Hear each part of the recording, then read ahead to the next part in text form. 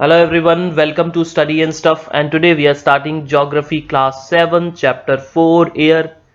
This is part 3 of this chapter. This is presented by me, Harpreet Singh. इस part में हम topics cover करने वाले हैं ये वाले सारे। देखो ये बाकी के सारे टॉपिक्स हम पहले पार्ट में कवर कर चुके हैं, पहले 2 पार्ट्स में कवर कर चुके हैं। अगर आपने वो वाला पार्ट नहीं देखा है तो आप ऊपर आई बटन में जा सकते हैं या नीचे डिस्क्रिप्शन में जाकर आप पहले 2 पार्ट देख सकते हैं। और इस पार्ट में हम ये सारे टॉपिक्स कवर करने वाले हैं: wind and its types, fundamentals of wind system, permanent winds, moisture and humidity, precipitation and different type of rainfall. तो चलिए शुरू करते हैं। सबसे पहला टॉपिक है विंड। तो देखो विंड क्या होता है। एयर हम लोगों को पता है क्या होता है ना। अब देखो विंड क्या होता है। देखो the movement of air from high pressure area to low pressure area is called wind. Simple definition, और इतना ही याद रखना है। The movement of air from high pressure area to low pressure area is called wind। बस देखो wind हम सबने feel करी हुई है। देखो क्या होता है, हम लोगों ने देखा है कि जब विंड चलती है, हवा चलती है, ठीक है, तो ये सूखे पत्ते वगैरह उड़ा के ले जाती है। उसके अलावा इतनी तेज भी विंड चलती है जो फिर एक तूफान बन जाती है, एक स्टॉर्म बन जाती है, ठीक है। And it starts uprooting trees. पूरे के पूरे पेड़ भी उखाड़नी शुरू कर देती है। समटाइम्स जैसे कि गांव वगैरह में क्या होता है, रूफ्स जो होती हैं वो लीव से बनी होती हैं, ग्रास से बनी होती हैं। उसके अलावा जो शेड्स हैं वो डाले होते हैं, ठीक है, जिसको टीन भी कहते हैं।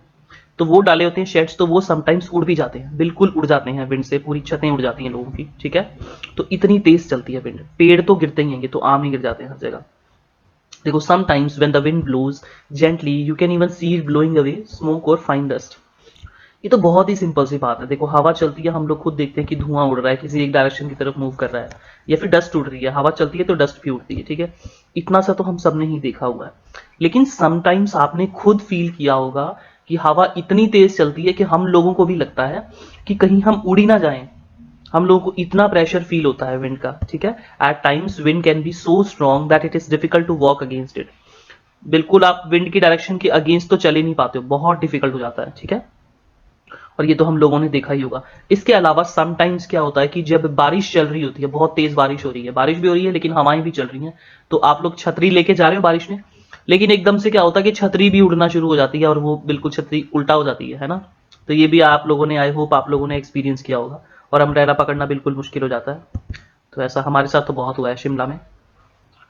देखो विंड अब हम लोग देख चुके हैं, तो टाइप्स ऑफ विंड भी देख लेते हैं। जनरली ये 3 टाइप्स में क्लासिफाइड होती हैं। कुछ विंड्स होती हैं परमानेंट विंड्स, कुछ सीजनल होती हैं, ठीक है, सीजन में ही आती हैं, और कुछ होती हैं लोकल विंड्स, किसी पर्टिकुलर लोकल एरिया में ही होती हैं, हर जगह नहीं उसका इफेक्ट होता है, ठीक है। देखो शुरुआत करते हैं अब हम लोकल विंड से, ठीक है। These blow only during a particular period of day और year in a small area. किसी पर्टिकुलर टाइम पे, या तो दिन के किसी पर्टिकुलर टाइम पे होती हैं ये, या फिर साल के किसी पर्टिकुलर टाइम में, किसी पर्टिकुलर सीजन में, या फिर समटाइम्स किसी लोकल एरिया में होती हैं।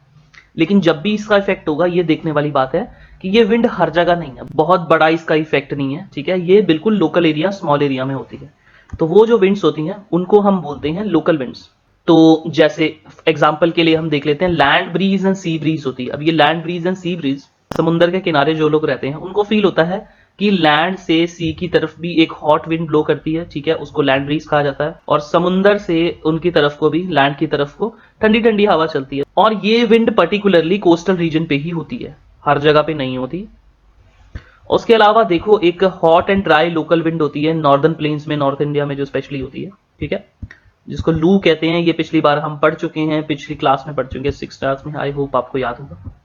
सेकंड जो टाइप है वो है सीजनल विंड्स। सीजनल विंड्स क्या होती हैं, सीजन्स के अकॉर्डिंग आती हैं, ठीक है। अब देखो these winds change their direction in different seasons. तो क्या होता है, डिफरेंट सीजन्स में ये डायरेक्शंस चेंज कर लेती हैं। जैसे मानसून है, ठीक है, मानसून इंडिया में जो आते हैं। अब देखो मानसून हम लोगों ने पढ़ा था कि जब मानसून आते हैं, मानसून जब इंडिया में एंटर करते हैं तो वो साउथ वेस्ट डायरेक्शन से एंटर करते हैं, इसीलिए हम उन्हें साउथ वेस्ट मानसून कहते हैं। और जब वो वापस चले जाते हैं तो हम उन्हें नॉर्थ ईस्ट मानसून कहते हैं, जब वो वापस जा रहे होते हैं। तो देखो इसके बारे में मैंने ये टॉपिक कवर किया है 6 क्लास के 8 चैप्टर में। आप चाहें तो 6 क्लास की प्लेलिस्ट में जाके वो चैप्टर भी देख सकते हैं, बहुत अच्छा क्लियर हो जाएगा आपको। अब हमारी लास्ट टाइप है परमानेंट विंड्स। तो देखो परमानेंट विंड्स को प्लैनेटरी विंड्स भी बोलते हैं, ठीक है। और ये 3 टाइप्स की होती है मेनली। और परमानेंट का मतलब ही यही है कि ये पूरे साल चलती रहती हैं, प्लैनेट पे होती है ये, और पूरे साल ये ब्लो करती रहती हैं विंड्स, ठीक है, एक पर्टिकुलर डायरेक्शन में ब्लो करती हैं। तो इसके बारे में हम आगे कवर करेंगे, ठीक है। तो ये 3 टाइप्स की होती हैं मेनली, ट्रेड विंड्स होती हैं, वेस्टर्लीज होती हैं और उसके अलावा ईस्टर्लीज होती हैं। अब ये ट्रेड विंड्स, वेस्टर्लीज, ईस्टर्लीज क्या होती हैं, ये हम आगे इसके बारे में पढ़ने वाले हैं, ठीक है। अब हम बात कर रहे हैं फंडामेंटल्स ऑफ विंड सिस्टम की। तो देखो फंडामेंटल्स ऑफ विंड सिस्टम ऐसा कोई भी टॉपिक आपकी बुक में नहीं है, ना ही ऐसा कोई टॉपिक एग्जिस्ट करता है, लेकिन ये टॉपिक मैंने स्पेसिफिकली बनाया है अगले टॉपिक के लिए, ठीक है। जब हम बात करेंगे परमानेंट विंड्स की, तो विंड सिस्टम, क्लाइमेट, ये सब आपको कभी भी समझ में नहीं आएगा। ये बहुत टफ टॉपिक बोला जाता है, बच्चे इसको बहुत टफ बोलते हैं, इवन टीचर्स भी ये बात बोलते हैं कि ये टॉपिक टफ है, ठीक है। तो ये क्लाइमेट और ये विंड सिस्टम ये कभी भी समझ में नहीं आने वाला अगर आपको कुछ पॉइंट्स, जो इंपॉर्टेंट पॉइंट्स हैं चैप्टर में आपके, अगर आप उनको पहले समझ नहीं लेते हो, आप एक फाउंडेशन पहले अपनी रेडी नहीं कर लेते हो, तो आपको वो टॉपिक्स नहीं समझ में आने वाले। तो इसीलिए जो इंपॉर्टेंट पॉइंट्स हैं उनको मैंने अलग से इस टॉपिक में लिया है, फंडामेंटल्स ऑफ विंड सिस्टम। तो अब ये फंडामेंटल्स क्या हैं, ये फंडे क्या चीज है, तो अब इनको 1 बाय 1 हम देखते हैं, ठीक है। तो फंडा नंबर 1 क्या है, तो देखो ये बहुत ही सिंपल है। So air will move from high pressure area to low pressure area. तो देखो बहुत ही सिंपल है ये, आपको सिर्फ इतना याद रखना है कि जो भी चीजें होती हैं नेचर में वो अपने आप को बैलेंस करने की कोशिश करती हैं, ठीक है। तो यहाँ पे देखो इसके पास ज्यादा है, यहाँ पे हाई प्रेशर है, इसके पास लो है, तो क्या करेंगे, बराबर कर देंगे। तो ज्यादा वाला ही कम को देगा ना, ऐसा तो नहीं है कि कम कम वाले का ही ज्यादा को चला जाएगा, ऐसा नहीं होगा, ज्यादा जिसके पास है वही कम को देगा ना। तो ये एक बहुत ही सिंपल फिनोमिना है। तो हाई प्रेशर एरिया से एयर मूव करेगी लो प्रेशर एरिया की तरफ, उसी को हम विंड बोलते हैं। तो ये आपको बिल्कुल सिंपल मैनर में याद रखना है, ठीक है। तो फर्स्ट फंडा है आपका, air always moves from high pressure area to low pressure area. Funda number 2 जो आपका है, सेकंड फंडा, देखो when air is heated it expands, ठीक है, and becomes lighter and goes up. बहुत ही सिंपल है, देखो जब एयर को गर्म करते हैं, when air gets heated it expands, air जब गर्म होती है तो वो फैलती है, एक्सपेंड करती है, ठीक है, और फिर वो लाइट हो जाती है। और जब वो लाइट हो जाती है, लाइट मतलब हल्की हो जाती है वो, ठीक है, हल्की हो जाती है तो वो ऊपर उठने लग जाती है। देखो जैसे ये बलून हमने देखा ना, एयर बलून, इसमें सेम फिनोमिना काम करता है। यहाँ पे आग जलाई जाती है इस जगह पे, ठीक है, और फिर उसके ऊपर जो हवा होती है वो गर्म होना शुरू हो जाती है, वो बलून में भर जाती है हवा और फिर उसको ऊपर की तरफ पुश करती है, ठीक है। ये एक बिल्कुल ही सिंपल फिनोमिना है। तो when air gets heated it expands, it becomes lighter, हल्की हो जाती है और वो ऊपर चलने लग जाती है।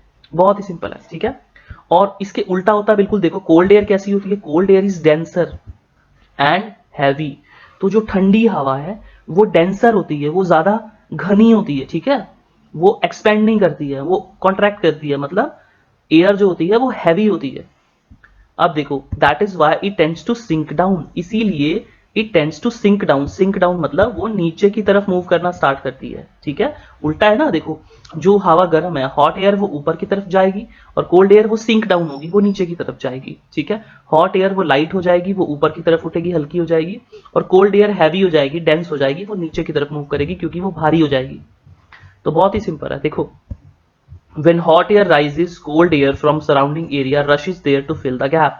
देखो जब हॉट एयर ऊपर मूव करना स्टार्ट करेगी, ठीक है, हॉट एयर चली जाएगी ऊपर की तरफ, इस यहाँ पे आप देखो बिल्कुल इस जगह पे, ठीक है, ये एल वाले मार्क में देखो, हॉट एयर हल्की हो जाएगी और वो ऊपर मूव करना स्टार्ट करेगी, ठीक है। तो हॉट एयर तो चली गई अपनी जगह से, अब वहां पे खाली जगह बची है, तो वहां पे क्या हो गया, जब वहां पे खाली जगह बची है तो वहां पे लो प्रेशर क्रिएट हो गया। और फिर क्या होगा, जो कोल्ड एयर है सराउंडिंग एरिया से, जो कोल्ड एयर है वो उस खाली जगह को भरने की कोशिश करेगी। मैंने आपको बताया ना कि ये बैलेंस बनाने की कोशिश करते हैं नेचर में, ठीक है, मतलब कुछ भी जगह खाली नहीं बचनी चाहिए, जहां पे कम है उसको थोड़ा सा और दे दो, ठीक है। तो इस तरह से नेचर काम करती है। When hot air rises, cold air from surrounding area rushes there to fill the gap, and this is how air circulation takes place। तो सारी हवाएं पूरी अर्थ पे ऐसे ही मूव करती हैं और प्लैनेट्स पे भी ऐसे ही मूव करती हैं, सेम प्रिंसिपल से काम होता है। देखो यहां से हॉट एयर थी वो ऊपर मूव कर गई, तो यहाँ पे खाली जगह बची, तो यहाँ पे जो खाली बचा है वहां पे क्या हुआ, लो प्रेशर बचा है। आप खाली मत समझो, आप ये समझो कि वहां पे एयर कम हो गई है। तो हमने बात करी थी कि हाई प्रेशर है एक जगह, ठीक है, और हमने बात करी थी कि एक जगह लो प्रेशर है, या फिर यहाँ पे एयर कम बची है। तो जब कम बचेगी तो हाई से एयर लो की तरफ मूव करना नहीं शुरू करेगी। तो इसी तरह जो सराउंडिंग एरिया है जहां पे कोल्ड एयर है, कोल्ड एयर का मतलब हाई प्रेशर, ठीक है, तो वो मूव करना शुरू करेगी इस लो प्रेशर वाले रीजन की तरफ, ठीक है, यहां से। तो ये सेम प्रिंसिपल काम करता है।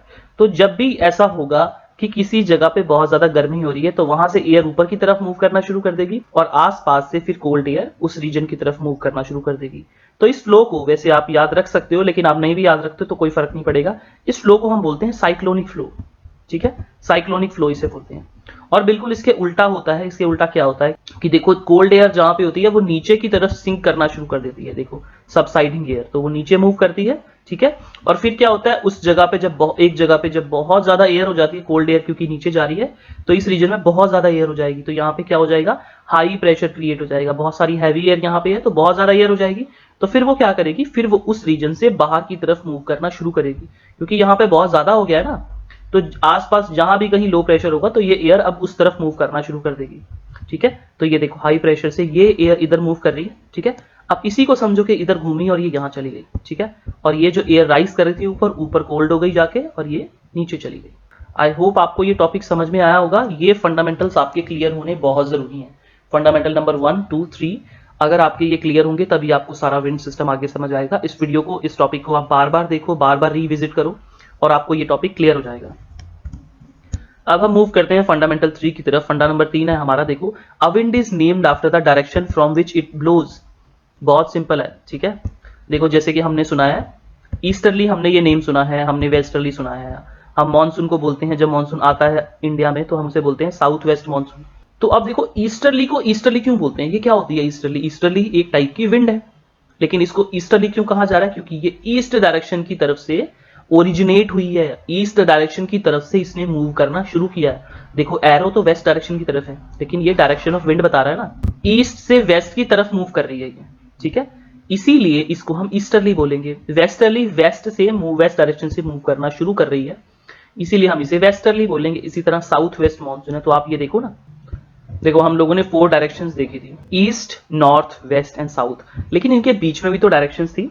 अब देखो जैसे साउथ और वेस्ट के बीच में है साउथ वेस्ट डायरेक्शन, तो अब देखो ये wind monsoon south west direction से आता है, इसीलिए हम इसे बोलते हैं साउथ वेस्ट मॉनसून। जब ये वापस जाता है तो ये कुछ इस तरह से जाता है। ठीक है, तो फिर इसे हम क्या बोलते हैं, फिर हम इसे नॉर्थ ईस्ट मॉनसून बोलते हैं। इस तरह से इस तरफ से मूव करना शुरू करता है ये। तो आई होप आपको ये फंडामेंटल्स क्लियर हुए होंगे। ये तीनों फंडामेंटल्स को आप बार बार रिविजिट करो, वीडियो को आप पॉज करो, पीछे जाओ, दोबारा देखो। अगर आप ये फंडामेंटल्स आपके क्लियर होते हैं तो आपके आने वाले टॉपिक, आगे वाले टॉपिक प्लस आपका 9th क्लास में एक टॉपिक है पूरा चैप्टर 1 क्लाइमेट, चैप्टर 4, वो आपको सारा बहुत इजीली समझ में आएगा। सारे टॉपिक बहुत ही इजीली आपको समझ में आने वाले हैं। देखो अब हम बात करेंगे परमानेंट विंड्स की। देखो ये जो टॉपिक है आपका परमानेंट विंड्स वाला, 7th क्लास में आपके सिर्फ ये फोटोग्राफ आपको दी गई है, उसके अलावा आपको टॉपिक नहीं बताया गया है। ठीक है, और ये टॉपिक असल में 9th क्लास का भी नहीं है। 9th क्लास में भी ये टॉपिक आता है क्लाइमेट चैप्टर में, लेकिन ये 9th क्लास का भी टॉपिक नहीं है। असल में ये 11th क्लास का टॉपिक है, तो ये बहुत बड़ा टॉपिक है, तो इसको पूरी डीपली आपको समझाना फिलहाल 7th क्लास के लेवल पे ये पॉसिबल नहीं है। मैं आपको समझा सकता हूं, लेकिन फिर आपको बहुत कंफ्यूजन होगा, इसलिए मैं आपको अभी सिर्फ इस डायग्राम को समझाने वाला हूं कि होता क्या है एक्चुअली अर्थ में। ठीक है, हम लोग नॉर्मली पढ़ चुके हैं, हम लोगों ने अर्थ का जो डिवीजन देखा है, जैसे हमने ट्रॉपिकल रीजन देखा है, हमने टेम्परेट रीजन देखा है, हम लोगों ने आपका पोलर रीजन देखा है। तो ये चीजें हमने कैसे देखी है कि कुछ इंपॉर्टेंट लैटिट्यूड्स होती हैं, है ना। जैसे देखो एक तो 0 डिग्री लैटिट्यूड होती है, उसके अलावा हम लोगों ने देखा 23.5 डिग्री नॉर्थ होता है जिसे हम ट्रॉपिक ऑफ कैंसर कहते हैं, और 23.5 डिग्री साउथ होता है जिसे हम ट्रॉपिक ऑफ कैप्रिकॉर्न कहते हैं। इसी तरह से आपका 66.5 डिग्री नॉर्थ पे आपका आर्कटिक सर्कल होता है, 66.5 डिग्री साउथ में आपका एंटार्क्टिक सर्कल होता है। ये जो बेल्ट्स हम इस टॉपिक में डिस्कस करने वाले हैं, या देखो प्रेशर बेल्ट्स होती हैं, ये जो अलग अलग आपको नेम्स दिख रहे हैं, इनका उन लैटिट्यूड से कोई रिलेशन नहीं है। Number 1, let us make it very clear. तो उन लैटिट्यूड्स को आप, ये जो बेल्ट्स डिफरेंट कलर की यहाँ पे मार्क की गई हैं, ठीक है, ये सब पोलर लो प्रेशर बेल्ट और ये सब ट्रॉपिकल हाई प्रेशर बेल्ट, इनका उनसे कोई लेना देना नहीं है। ठीक है, Tropic of Cancer, Tropic of Capricorn, ये थोड़ी सी अलग लैटिट्यूड्स में होती हैं। सबसे पहले आपको ये क्लियर होना चाहिए। ठीक है, एक तो उन लैटिट्यूड्स का इससे कोई लेना देना नहीं है। दूसरा, यहाँ पे बात हो रही है प्रेशर की, तो आप यहाँ पे देख सकते हो, जैसे इक्वेटोरियल रीजन में आपने देखा कि यहाँ पे लो प्रेशर लिखा हुआ है। ठीक है, तो इसको पूरी बेल्ट बोलते हैं, क्योंकि ये अर्थ आप इमेजिन करो राउंड है पूरी, तो अर्थ के आसपास है ये सारी। हम सिर्फ आपको आगे दिखा रहे हैं, ये पूरी राउंड है, इस तरह से होती है। तो ये जो बिल्कुल पट्टी सी बनी हुई है, ये ब्लू कलर की, ये देखो आप, तो क्योंकि ये इस तरह से बना हुआ है और ये बिल्कुल पतली लाइन नहीं है, ये थोड़ा सा रीजन है उसके आसपास का। ठीक है, 0 डिग्री के आसपास का थोड़ा सा रीजन है, और ये कम ज्यादा हो सकता है कुछ जगह पे, और ये पूरे अर्थ को सराउंड कर रहा है, इसीलिए हम इसे बेल्ट बोलते हैं। तो इस बेल्ट को हम बोलते हैं इक्विटोरियल। और साथ में क्या होगा, यहाँ पे प्रेशर की बात कर रहे हैं क्योंकि ये प्रेशर बेल्ट होती हैं, तो यहाँ पे बात करेंगे हम इक्विटोरियल लो प्रेशर बेल्ट। तो आपको बड़ा ही ईजी हो जाएगा याद रखना। तो देखो इक्वेटर पे कैसा प्रेशर होगा, इक्वेटर पे होगा लो प्रेशर, इक्वेटर पे लो प्रेशर है, तो मैं आपको सिर्फ प्रेशर यहाँ पे याद करवाना चाहता हूँ। देखो इक्वेटर में लो प्रेशर होगा तो बिल्कुल इसके ऑपोजिट जो अगली बेल्ट आएगी उसमें हाई प्रेशर होगा, फिर अगली बेल्ट में लो प्रेशर, फिर ऊपर हाई प्रेशर, ठीक है। इसी तरह नीचे बीच में लो प्रेशर है, उसके ऑपोजिट डायरेक्शन में भी हाई प्रेशर, फिर लो प्रेशर और फिर हाई प्रेशर। एक तो ये तरीका है इसको याद रखने का, आप सिंपल याद रखो, कोई भी एक याद रख लो, ठीक है, कि इक्विटोरियल पे आप लो प्रेशर याद रखोगे तो बाकी उसके बाद जितनी भी बेल्ट्स हैं ऑपोजिट करते रहना आप, उसका लो के बाद हाई आएगा, हाई के बाद लो, फिर हाई आएगा। एक तो ये तरीका है याद रखने का, ये तो तरीका है कि आप रोट लर्निंग करो, आप सिर्फ याद रख लो कि बेल्ट कौन सी होती है, वहां पे प्रेशर कौन सा होता है बेल्ट पे। एक तरीका है कि आप सिंपल एक जो लॉ मैंने आपको सिंपल बताया था आप उसको याद रखो कि देखो इक्वेटर पे क्या होता है, इक्वेटर पे हीट होती है, ठीक है, इक्वेटर पे बहुत ज्यादा हीट होती है, ये गर्म होता है रीजन, तो यहाँ पे फंडा नंबर 2 यूज होगा। जब ये गर्म होता है तो यहाँ पे क्या होगा, एयर ऊपर की तरफ मूव करेगी, सबसे ज्यादा हीट रिसीव होती है यहाँ पे, तो एयर ऊपर की तरफ मूव करेगी, तो यहाँ पे क्या बनेगा आपको पता है, जब एयर ऊपर की तरफ मूव कर जाएगी तो वो रीजन वहां पे एयर कम हो जाएगी, तो ये रीजन यहाँ पे लो प्रेशर क्रिएट होगा, ठीक है, लो प्रेशर क्रिएट होगा यहाँ पे। उसके बाद आप याद रख सकते हो ऑपोजिट डायरेक्शन में हाई और लो। ये यहाँ पे हाई क्यों होता है, यहाँ पे लो क्यों होता है, ये अभी आपके 7th क्लास में समझने का टॉपिक नहीं है, तो मैं आपको यहाँ पे नहीं इसको टॉपिक को लूंगा, ये टॉपिक जब हम 11th क्लास की सीरीज लेंगे तो मैं उसमें कवर करूंगा, या फिर 9th क्लास में जब टॉपिक आएगा तो उसमें मैं इसको अच्छे से कवर करूंगा, ठीक है।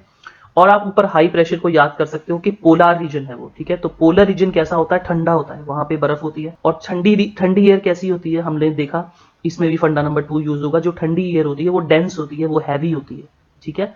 तो ठंडी एयर डेंस होती है, हैवी होती है, वो नीचे की तरफ सिंक करती है, और जब सिंक नीचे की तरफ करेगी तो जिस रीजन में बहुत ज्यादा एयर हो जाएगी, डेंस एयर, तो वो कैसा होगा, वो होगा हाई प्रेशर एरिया। तो आप याद रख सकते हो कि polar region high pressure area इसीलिए है, ठीक है। तो ये यहाँ पे बेल्ट नहीं होती, ये पोलर रीजन ही होता है पूरा का पूरा, ठीक है। तो ये पोलर रीजन हाई प्रेशर होता है और इक्वेटोरियल रीजन लो प्रेशर होता है। और इसके बाद ये जो दो ऑपोजिट बेल्ट्स होती हैं, देखो सब ट्रॉपिकल हाई प्रेशर बेल्ट, ठीक है, और उसके बाद सब पोलर लो प्रेशर बेल्ट। तो अब ये हाई लो क्या होती हैं ये मैं आपको बाद में बताऊंगा, लेकिन फिलहाल अब मैं आपका फंडा नंबर 1 यूज करना चाहता हूं। यहाँ पे देखो हमने बात की थी कि air always moves from high pressure area to low pressure area, ठीक है। तो आप देख सकते हो यहाँ पे जो बेल्ट है ये हाई प्रेशर बेल्ट है, ठीक है। तो हाई प्रेशर से किस तरफ मूव करेगा, high pressure to low pressure, तो अगली बेल्ट लो प्रेशर वाली है, सब पोलर लो प्रेशर बेल्ट। तो इसीलिए हाई से जो डायरेक्शन है विंड की, ये आप एरो देख सकते हैं, तो ये किस तरफ है, high pressure to low pressure move कर रही है, ठीक है, high pressure to low pressure move कर रही है, high pressure to low pressure move कर रही है। और इसी तरह से अगर आप यहाँ पे देखो तो इस तरफ भी हाई है, तो हाई टू लो मूव कर रहा है, हाई टू लो मूव कर रही है, हाई टू लो मूव कर रही है विंड। ये एरोज विंड की डायरेक्शन बता रहे हैं, ठीक है। और कौन सी विंड है वो भी आप बीच में देख सकते हैं, लिखी हुई है, जैसे ये जो पोलर रीजन है, पोलर रीजन से सब पोलर रीजन की तरफ कौन सी विंड ब्लो कर रही है, यहाँ पे लिखा हुआ पोलर ईस्टर्लीज। अब मैं आपको एक चीज बताना चाहता हूं कि अब आप यहाँ पे वो डायरेक्शन वाला फंडा नंबर 3 जो है उसको जरा बहुत ध्यान से यूज करना। देखो क्या होता है, अपनी तरह से ये जो विंड्स हैं ये सीधा ही मूव कर रही हैं इस तरह से, ठीक है, लेकिन ऐसा लग रहा है कि ये ईस्ट टू वेस्ट मूव कर रही हैं। यहाँ पे एरो की आप डायरेक्शन देख सकते हो, ठीक है। तो देखो ये यहाँ पे कर्व हो जाता है, तो ये इसको आप थोड़ा सा इग्नोर कर सकते हो, आप सिंपल एरो भी लगा सकते हो, लेकिन आप याद रखें कि ये जब ये नीचे पहुंचती है, जब ये एयर यहाँ पे पहुंचती है, विंड यहाँ पे पहुंचती है, तो ये बिल्कुल ऐसा लगता है कि ये ईस्ट की डायरेक्शन से ही आ रही है, ठीक है, ऐसे करके ये एरो ऐसे आता है इस तरफ को, तो इसीलिए इसे ईस्टर्लीज कहा जाता है, ठीक है। इसीलिए इसे नॉर्थ ईस्टर्ली मत बोलना आप, ये ईस्टर्लीज होती है। अब ये देखो हाई प्रेशर रीजन है यहाँ पे, ठीक है, high pressure to low pressure move करेंगी, तो ये भी इसी तरह से मूव करेंगी, और जब इस रीजन में पहुंचेंगी तो ये वेस्ट की डायरेक्शन से पहुंचेंगी, इसीलिए इन्हें वेस्टर्लीज कहा जाता है। तो यहाँ पे लिखा हुआ है प्रिवेलिंग वेस्टर्लीज, तो ये आप वेस्टर्लीज याद रख सकते हो, ठीक है। उसके अलावा आप देखोगे यहाँ पे हाई प्रेशर है, नेक्स्ट बेल्ट में लो प्रेशर है, तो यहाँ से विंड इस तरफ भी मूव करेगी, इस तरफ मूव करेगी, ये देखो आप, ठीक है। तो high pressure to low pressure, high pressure to low pressure. और देखो पुराने टाइम में क्या होता था, जो ट्रेडर्स होते थे, जैसे इंडिया में अरब ट्रैवलर्स आए हैं या कहीं भी ट्रैवलर्स आए हैं, तो जो ट्रेडर्स हैं वो कैसे मूव करते थे, वो शिप्स जो है उनकी, वो आज जैसे पेट्रोल डीजल इन चीजों से चलती है, तो इस चीज से नहीं चलती थी, वो विंड से चलती थी, ठीक है। तो इसीलिए वो विंड की डायरेक्शन की, विंड की मदद से ही आते थे। तो देखो जितना मोस्टली ट्रेड होता था वो बड़ी बड़ी शिप्स वो विंड के साथ मूव करती थी, तो ये वाली इस रीजन में ये सबसे ज्यादा ट्रेड होता था, इसीलिए इन विंड्स को ट्रेड विंड कहते हैं। ठीक है, तो यहाँ पे आप देख सकते हो कि ये हाई टू लो अब इसी तरह बिल्कुल ऑपोजिट डायरेक्शन में होता है। यहाँ पे हाई प्रेशर है तो हाई टू लो, यहाँ पे हाई है तो हाई टू लो इस तरफ, यहाँ पे हाई है तो हाई टू लो इस तरफ। अब एक और चीज जो आपको याद रखने वाली है, ठीक है, वो मैं आपको बताता हूँ। जैसे मैंने ये आप यहाँ पे रफ डायग्राम आपको बना के दिखाया, तो आप यहाँ पे देख सकते हैं ये जो बीच में मार्क की है दिस इज 0 डिग्री इक्वेटर। ठीक है, और ये जो मैंने यहाँ पे मार्क किए हैं ये लैटिट्यूड्स नहीं है, ये मैंने बेल्ट्स को मार्क किया है यहाँ पे। तो एक चीज जो आपने ऑब्जर्व की होगी, अगर आप ध्यान से देखें तो विंड सारी वो कैसे मूव कर रही हैं। ठीक है, एरोज जो है वो इस तरफ को है, एरोज इस तरफ को है, और ओपोजिट जो है हाई टू लो, ठीक है, वो इस तरफ को है। अगर आप डायग्राम को देखो तो इस तरह से लग रहा है कि देखो चलो विंड बेशक यहाँ से हाई टू लो मूव कर रही है, एरोज को आप लगा सकते हो, लेकिन ऐसा लग रहा है कि सारी जो भी हैं वो इस तरफ को ऐसे मूव कर रही हैं और ये फिर इस तरफ को मूव कर रही हैं। ठीक है, तो देखो ये ऐसा क्यों होता है। आप इमेजिन करो कि आप किसी बस में बैठे हो या किसी कार में बैठे हो, तो एकदम से आप कार स्टार्ट करते हो, बिल्कुल फुल स्पीड में जाते हो, तो जब आप आगे की तरफ मूव करते हो ना, तो आपको पीछे की तरफ को प्रेशर लगता है ना। कार आगे की तरफ मूव करती है और आप बिल्कुल अपनी सीट के साथ एकदम से पीछे को लग जाते हो, आप ऑपोजिट डायरेक्शन में मूव करते हो। तो सेम प्रिंसिपल यहाँ पे लगता है। देखो जब अर्थ मूव करती है तो अर्थ कैसे मूव करती है, earth rotates from west to east, तो earth west to east direction में रोटेट करती है। ठीक है, और ये जो विंड है ये इनको प्रेशर लगता है तो ये ऑपोजिट डायरेक्शन में चली जाती हैं। तो इसी तरह ये विंड्स इस तरह से और इस तरह से मूव करती हैं। ठीक है, अदरवाइज इन विंड्स को सीधा होना चाहिए था, इस तरह से सीधा ऐसे मूव करती, वरना ये एक दूसरे की तरफ। देखो ना, यहाँ पे लो है, ये हाई है, तो हाई टू लो ये सीधा भी मूव कर सकती थी, है ना, सीधा भी मूव कर सकती थी, लेकिन ये ऐसे नहीं करती हैं क्योंकि अर्थ रोटेट कर रही है। Our next topic is moisture and humidity. तो बिल्कुल सिंपलेस्ट जो मॉइस्चर की डेफिनेशन है आपकी, तो आप इसको बिल्कुल सिंपलेस्ट मैनर में कह सकते हो, वेटनेस कॉज्ड बाय वाटर। ठीक है, वेटनेस caused by water is called moisture. ये आप देख सकते हो, ये देखो आप जैसे विंडो में, अगर आप सर्दी के दिन है, बाहर बहुत ठंड हो रही है, तो विंडो में अंदर ऐसे ड्रॉपलेट्स बन जाती हैं। इसके अलावा जैसे आपने ग्लास में देखा होगा, कभी ग्लास में आपने कोई ठंडा पानी डाला है फ्रिज से निकाल के, या फिर आपने कोई कोल्ड ड्रिंक कुछ डाला है, तो ऐसे बाहर ड्रॉपलेट्स बने आ जाते हैं। दिस इज मॉइस्चर, सिंपल बिल्कुल माना जाता है। ठीक है, अब देखो वाटर साइकिल आप लोगों ने पढ़ी है, साइंस में भी पढ़ते हो आप, सोशल साइंस में भी पढ़ते हो। तो देखो when water evaporates from land and different water bodies it becomes water vapour. तो सिंपल, जब वाटर इवेपोरेट होता है ना, उसके अलावा प्लांट्स में ट्रांसपीरेशन का भी प्रोसेस होता है। तो इससे क्या होता है कि जितना भी लैंड पे वाटर है, जब वो वाटर वेपर की फॉर्म में, मतलब वो गैसियस फॉर्म में, जब वो एयर में मिक्स हो जाता है, ठीक है, तो वो कैसे मिक्स होता है, वाटर वेपर की फॉर्म में चला जाता है, गैसियस फॉर्म में कन्वर्ट हो जाता है वाटर। ठीक है, जैसे आप लोगों ने स्टीम देखी होगी, तो वो है water vapour. The amount of water vapor present in the air is called humidity। बिल्कुल सिंपलेस्ट डेफिनेशन है ह्यूमिडिटी की। तो जितना ज्यादा वाटर वेपर प्रेजेंट होगा एयर में, उतनी ही एयर ज्यादा ह्यूमिड हो जाएगी, उसको आप बोलेंगे कि एयर इज ह्यूमिड। ठीक है, when the air is full of water vapour we call it a humidity. ऐसा मतलब आप देखें कि बहुत ज्यादा ह्यूमिडिटी हो जाएगी, वाटर वेपर बहुत ज्यादा एयर में हो जाएगा। और असल में ये ह्यूमिडिटी क्रिएट कैसे होती है, देखो as the air gets warmer, ये हम पढ़ चुके हैं इसको पहले भी। देखो जब एयर गर्म होती है, its capacity to hold water vapour increases, तो उसकी कैपेसिटी इंक्रीज हो जाती है, क्योंकि वो लाइट हो जाती है ना, हल्की हो जाती है। ठीक है, तो उसकी कैपेसिटी इंक्रीज हो जाती है कि वो और ज्यादा वाटर वेपर को अपने आप में रख सकती है, एब्जॉर्ब कर सकती है। ठीक है, तो जैसे बहुत ज्यादा वाटर वेपर हो जाता है एयर में, तो उससे क्या होता है कि एयर ज्यादा से ज्यादा ह्यूमिड हो जाती है, और जब बहुत एयर ज्यादा ह्यूमिड होती है तो क्या होता है, on a humid day, clothes take longer to dry and sweat from our body does not evaporate easily। तो देखो क्या होता है, ह्यूमिडिटी जब एयर में बहुत ज्यादा होती है तो एक तो कपड़े नहीं सूखते हैं, जैसे बाहर आपने कपड़े सूखने के लिए डाले होते हैं ना, क्लोथ्स, तो वो जल्दी से नहीं सूखते हैं। उसके अलावा जो स्वेट होता है, पसीना होता है जो हमारी बॉडी से, वो भी जल्दी से इवेपोरेट नहीं होता। मतलब आपको लगेगा कि पसीना भी बहुत निकल रहा है लेकिन वो सूख भी नहीं रहा है, तो बिल्कुल ऐसे लग रहा है कि चिपचिपा सा लग रहा है, अपने आप को बहुत ही इरिटेशन हो रही है, बहुत गुस्सा आ रहा होता है कि क्या गर्मी से हो रही है। फिर तो मन करता है बस कि एसी वाले कमरे में हम बैठे हो, कोई कूलर से भी कुछ नहीं फर्क पड़ता है, आप फैन के नीचे बैठ जाओ कोई फर्क नहीं पड़ता है, और बहुत ही अनकंफर्टेबल फील होता है। ठीक है, देखो when the water vapour rises it starts cooling. Water vapour जब बहुत ज्यादा इंक्रीज हो जाता है एयर में, ठीक है, और एयर वार्म है, तो वो ऊपर की तरफ मूव करती है। जब वो ऊपर की तरफ मूव करती है तो वो कूल होना शुरू हो जाती है। इस प्रोसेस को कंडेंसेशन बोलते हैं, है ना। The water vapour condenses causing formation of droplets of water. तो जब वाटर वेपर कंडेंस हो जाता है तो ड्रॉपलेट्स ऑफ वाटर बन जाती हैं, जैसे हमने देखा था ग्लास के ऊपर या विंडो के ऊपर वाटर ड्रॉपलेट्स आ जाती हैं, छोटी छोटी ड्रॉप्स ऑफ वाटर बन जाती हैं। तो उसी तरह एयर में भी बिल्कुल ऊपर स्काई में बन जाती हैं छोटी छोटी वाटर ड्रॉपलेट्स। ठीक है, बहुत ही छोटी होती हैं, बहुत ही छोटी होती हैं, और उनको हम क्या बोलते हैं, वो एक्चुअली में क्लाउड्स होते हैं। देखो, clouds are just masses of such water droplets. हम लोगों को लगता है कि शायद क्लाउड्स कोई बहुत बड़ी चीज होगी, है ना, बहुत हैवी चीज होगी, सॉलिड चीज होगी, लेकिन ऐसा नहीं होता। वो सिंपली बस एयर में वाटर ड्रॉपलेट्स होती हैं और कुछ नहीं होता।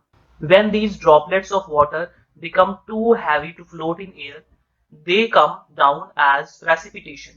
तो जब ये वाटर ड्रॉपलेट्स बहुत ज्यादा हैवी हो जाती हैं, तो फिर ये क्या होता है, फिर ये नीचे आ जाती हैं, तो ये नीचे गिर जाती हैं लैंड पे। तो उस प्रोसेस को हम बोलते हैं प्रेसिपिटेशन। अभी हम पढ़ेंगे प्रेसिपिटेशन क्या होता है, तो आपको ये सारी चीजें ज्यादा क्लियर होंगी। देखो, कभी कभी आप लोगों ने देखा होगा कि स्काई में एक ट्रेल सी बनती जाती है, ठीक है, व्हाइट कलर की एक पूरी लाइन सी बनती जाती है। देखो, वो क्या होता है, jet planes flying in the sky leave a white trail behind them. ये जो व्हाइट ट्रेल होती है, छोटी सी लाइन बनती जाती है पीछे, ठीक है।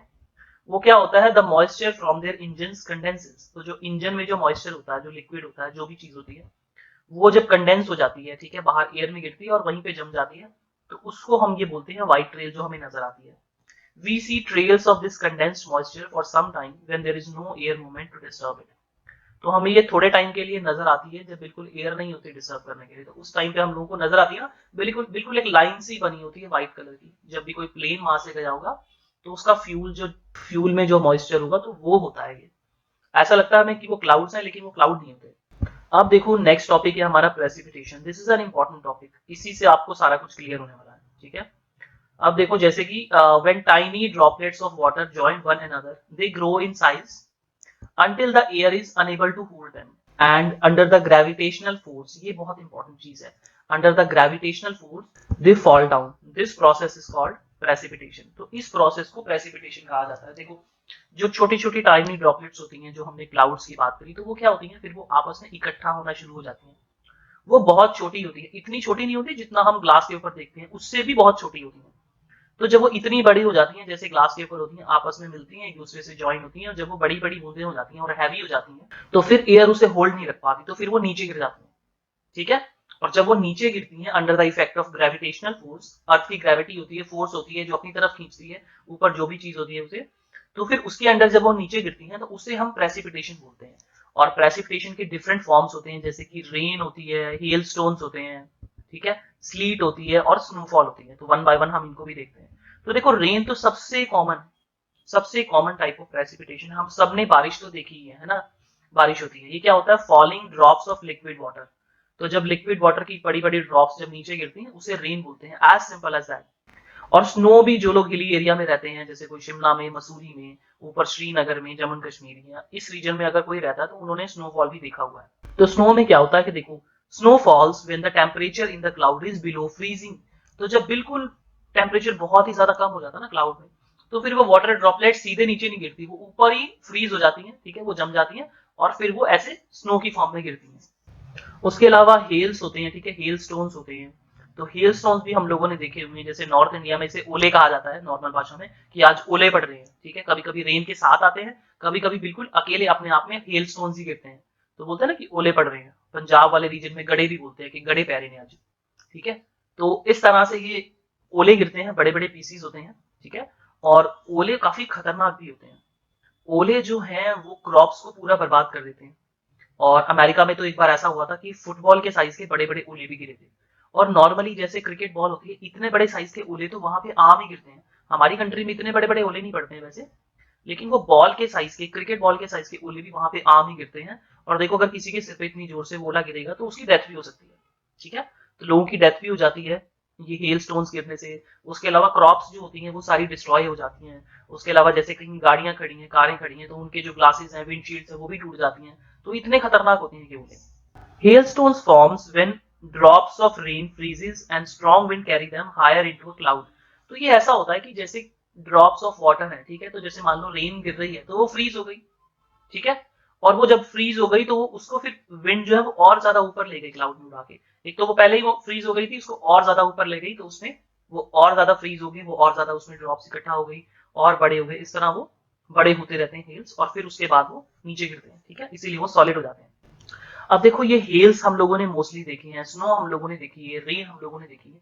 अब ये स्लीट क्या चीज है, और स्लीट सबसे डेंजरस भी है, बहुत ज्यादा डेंजरस है, क्योंकि नॉर्मली लोगों को पता भी नहीं चलता कि ये स्लीट क्या चीज होती है। देखो, rain that freeze as it falls, जब बारिश नीचे गिरती है और उसके बाद वो फ्रीज हो जाती है, मतलब इतना ज्यादा ठंडा टेम्परेचर है, नीचे जो लैंड है वो बहुत ज्यादा ठंडी है और उसके ऊपर रेन गिरेगी तो वो जम जाती है, तो उससे स्लीट बनती है। और अब ये स्लीट क्या होती है उसको जरा हम देख लेते हैं। देखो जैसे ये आप इस पिक्चर में देख रहे हो, तो ये स्लीट है। ऐसे जब नीचे ड्रॉप्स गिरती हैं, बारिश गिरती है और रास्ते में पूरी रोड्स ऐसे जम जाती हैं, इसे स्लीट कहा जाता है। और ये बहुत खतरनाक होती है। जैसे यहाँ पे कोई शिमला में, जैसे जो लोग हिली रीजन में रहते हैं उन्हें तो पता है इसके बारे में अच्छे से, लेकिन जैसे कोई टूरिस्ट आते हैं, कोई ठीक है टूरिस्ट आए हुए हैं जैसे शिमला मसूरी यहाँ पे घूमने आए हुए हैं, स्नो देखने आए हैं और उनको पता नहीं है इस चीज का और ऐसे रोड पे जमी हुई है, तो ये बहुत डेंजरस चीज है, इस पे बहुत ध्यान से चलना पड़ता है, इसमें बहुत एक्सीडेंट होते हैं। आप सिर्फ इस रीजन के ऊपर अगर चलने लगे और फिसल गए तो आराम से आपकी टांग या आपकी बाजू फ्रैक्चर हो सकती है, इतनी डेंजरस चीज है ये। रोड पे स्लीट ऐसे बिछी हुई है और उस पर आप कार चलाओगे तो कार भी फिसल जाती है और एक्सीडेंट्स होते हैं बहुत ज्यादा। तो अगर नेक्स्ट टाइम अगर आप किसी हिली रीजन को विजिट करो और इस तरह से आप स्नो को बिछा देखो तो आपको पता फटाफट चल जाएगा कि ये स्लीट होती है और इसमें बहुत ही ध्यान से चलना पड़ता है। इसमें आप रनिंग तो बिल्कुल नहीं कर सकते, भाग नहीं सकते, बहुत ही स्लो आपको चलना पड़ता है। और देखो आप बिल्कुल ही पतले से शूज पहन के तो चल ही नहीं सकते, इसमें ग्रिप वाले शूज होनी चाहिए और एक एक स्टेप बहुत ही आराम से रखो, आप सीधा रखना होता है, ठीक है। देखो नेक्स्ट जो है हमारी, this is one type of precipitation, rainfall. सबसे कॉमन टाइप ऑफ प्रेसिपिटेशन है ये, precipitation that comes down to the earth in liquid form, it is called rain, as simple as that, सबसे सिंपल है ये। अब देखो क्या होता है, most of the ground water comes from rainfall, जो ग्राउंड में वाटर है वो भी रेनफॉल से आता है, ठीक है। प्लांट्स हेल्प प्रिजर्व वाटर, जब देखो जहाँ पे हम प्लांट्स बहुत ज्यादा होते हैं तो वो भी ग्राउंड वाटर को रिचार्ज करने में हेल्प करते हैं, रेन के वाटर को वो ग्राउंड तक पहुंचा देते हैं। जब तो हिल की साइड पे जो होते हैं ट्रीज उसको हम कट कर देते हैं, तो rain water flows down the bare mountains and cause flooding of low lying areas. तो इस तरह से क्या होता है, फ्लडिंग भी हो जाती है। अगर देखो हम सारे के सारे ट्रीज कट कर देंगे इस तरह से तो फ्लड्स तो होने ही है, फ्लड्स हो जाते हैं, लैंडस्लाइड्स होती हैं, पूरे के पूरे पहाड़ ही नीचे गिर जाते हैं। तो on the basis of mechanism, तो ये थ्री टाइप्स की रेन क्लासिफाई की गई है। देखो convectional rain, orographic rain, orographic rain को रिलीफ रेनफॉल भी बोलते हैं, और उसके अलावा साइक्लोनिक रेनफॉल। तो ये तीन टाइप की रेनफॉल्स हैं, कौन कौन सी है, कन्वेक्शनल रेनफॉल, ओरोग्राफिक या relief rainfall and cyclonic rainfall. तो ये थ्री टाइप की रेनफॉल्स हैं, तो इनको हम वन बाय वन अब आगे देखते हैं। This is our last topic of this chapter, different type of rainfall. तो थ्री टाइप की रेनफॉल हम लोगों ने देखी, convectional rainfall, relief rainfall and cyclonic rainfall. तो देखो सबसे पहले हम देखते हैं कन्वेक्शनल रेनफॉल क्या होता है। देखो this type of rainfall occurs at equatorial region, जो इक्वेटर के पास जो रीजन होता है ना, नियर द इक्वेटर, वहां पे ये रेनफॉल होती है कन्वेक्शनल रेनफॉल। मतलब देखो वहां पे सी है, ओशन से, तो पानी बहुत ज्यादा गर्म हुआ, हीट हुआ, और जब वाटर गर्म होगा तो वो इवेपोरेट होगा, इवेपोरेट होगा तो वो ऊपर जाएगा, कंडेंस होगा, और फिर बारिश हो जाएगी, सेम रीजन में बारिश हो जाएगी जहां से वाटर कंडेंस हुआ है। तो देखो जो इक्वेटोरियल रीजन है, जो ट्रॉपिकल रेन फॉरेस्ट होते हैं, है ना, वहां पे रोज बारिश होती है, पूरे साल वहां पे रोज बारिश होती है। सुबह बहुत ज्यादा गर्मी होती है, इवेपोरेशन होती है, और शाम को 4 बजे के आसपास बारिश हो जाती है, हर रोज ऐसा होता है। और वहां पे जो बारिश होती है उसे 4 o'clock शावर्स भी बोलते हैं, ठीक है। मतलब रोज ऑलमोस्ट शाम को 4 बजे, 4-5 बजे बारिश होती होती है। अब देखो दूसरा टाइप होता है रिलीफ या फिर ओरोग्राफिक रेनफॉल, तो ये भी बहुत इंपॉर्टेंट है। और ये क्या होता है कि आप यहाँ पे पिक्चर में देखने की कोशिश करो कि माउंटेन्स है और माउंटेन के साथ ही क्लाउड्स ऊपर मूव कर रहे हैं, ठीक है। देखो this type of rainfall occurs near hilly region, तो जो पहाड़ों वाला रीजन होता है उसके आसपास ये बारिश होती है। तो मोस्टली जो हमारे वेस्टर्न घाट्स हैं, है ना, तो वेस्टर्न घाट्स है तो उसके पास जितने भी फॉरेस्ट हैं वो सारे ट्रॉपिकल रेन फॉरेस्ट हैं, तो उस जगह पे मोस्टली इंडिया में देखी गई है कि ये वाली रिलीफ रेनफॉल होती है। तो देखो क्या होता है, मॉइस्ट एयर होती है, ठीक है। मॉइस्ट एयर यानी कि एयर में वाटर की क्वांटिटी बहुत ज्यादा है, ठीक है। तो जब वो ऐसे करके किसी पहाड़ के पास पहुंचती है, तो क्योंकि पहाड़ है आगे, तो पहाड़ के साथ फिर एयर आगे तो जा नहीं सकती, तो वो पहाड़ के साथ साथ ऊपर मूव करना स्टार्ट कर देती है। देखो ऊपर की तरफ मूव कर रही है, एरो लगा हुआ ऊपर, तो फिर जब एयर ऊपर की तरफ मूव होती है तो ठंडी हो जाती है, ठीक है। पहाड़ काफी ऊंचे होते हैं ये, तो जैसे ही ऊपर ठंडी होती है तो बिल्कुल क्लाउड्स बन जाते हैं और ऐसे ही रेनफॉल हो जाती है एक साइड पे, ठीक है। तो ये वाली जो रेनफॉल होती है, जो बीच में कहीं पहाड़ वगैरह या किसी रिलीफ के बीच में आने से उसकी वजह से होती है, उसे हम बोलते हैं रिलीफ रेनफॉल या फिर ओरोग्राफिक रेनफॉल, और मोस्टली ये माउंटेन्स की साइड ही होती है। अब जो थर्ड टाइप की रेनफॉल है हमारी, जिसे हम साइक्लोनिक रेनफॉल भी बोलते हैं।